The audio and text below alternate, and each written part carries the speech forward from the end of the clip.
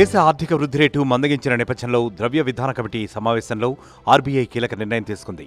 వరుసగా 11వసారి కీలక వడ్డీ రేట్లను యథాతథంగా కొనసాగిస్తున్నట్లు ఆర్బీఐ గవర్నర్ శక్తికాంత్ దాస్ ప్రకటించారు. రెపో రేటు 6.5% వద్ద స్థిరంగా కొనసాగిస్తున్నట్లు తెలిపారు. డిసెంబర్ 4 నుంచి 3 రోజుల పాటు ద్వైమాసిక ద్రవ్య పరపతి విధాన సమీక్ష జరిగింది. ఆ నిర్ణయాలను గవర్నర్ శక్తికాంత్ దాస్ వెల్లడించారు. 2023 ఫిబ్రవరి నుంచి కేంద్ర బ్యాంకు రెపో రేటును 6.5%గానే కొనసాగిస్తూ వస్తోంది.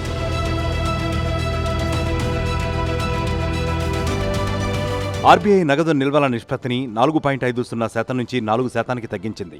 ఈ నిర్ణయం బ్యాంకింగ్ వ్యవస్థలో లిక్విడిటీని పెంచడంలో సహాయపడుతుందని ఆర్బీఐ గవర్నర్ తెలిపారు. ఆర్బీఐ తీసుకున్న ఈ నిర్ణయం 1,16,000 కోట్ల నగదును పెంచడంలో దోహదపడుతుందన్నారు. ఆర్బీఐ ఖరీదైన ఈఎంఐ నుంచి ఉపశమనం ఇవ్వలేదు.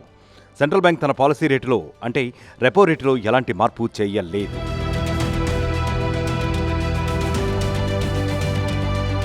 క్యాష్ రిజర్వ్ రేషియోలో 50 బేసిస్ పాయింట్లు తగ్గిస్తున్నట్లు ఆర్బీఐ గవర్నర్ శక్తికాంత్ దాస్ ప్రకటించారు.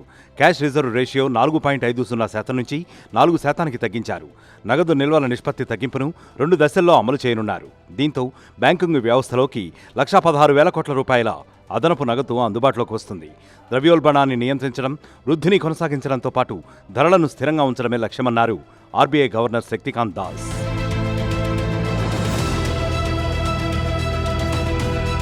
జీడీపీ వృద్ధి రేటు క్షీణతపై మాట్లాడిన గవర్నర్ ఆర్థిక వృద్ధి రేటు క్షీణతకు కారణం పారిశ్రామిక ఉత్పత్తి క్షీణత అన్నారు. ప్రస్తుత ఆర్థిక సంవత్సరం తొలి త్రైమాసికంలో పారిశ్రామిక వృద్ధి రేటు 7.2% కాగా రెండో త్రైమాసికంలో 2.1%కి తగ్గిందన్నారు.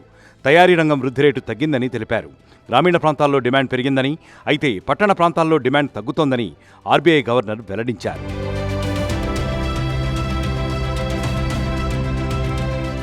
మరిన్ని వీడియోస్ కోసం ఛానల్ ని సబ్స్క్రైబ్ చేయండి. లేటెస్ట్ అప్డేట్స్ కోసం వాట్సాప్ ఛానల్ ని ఫాలో చేయండి. అండ్ లింక్ డిస్క్రిప్షన్ లో ఉంది.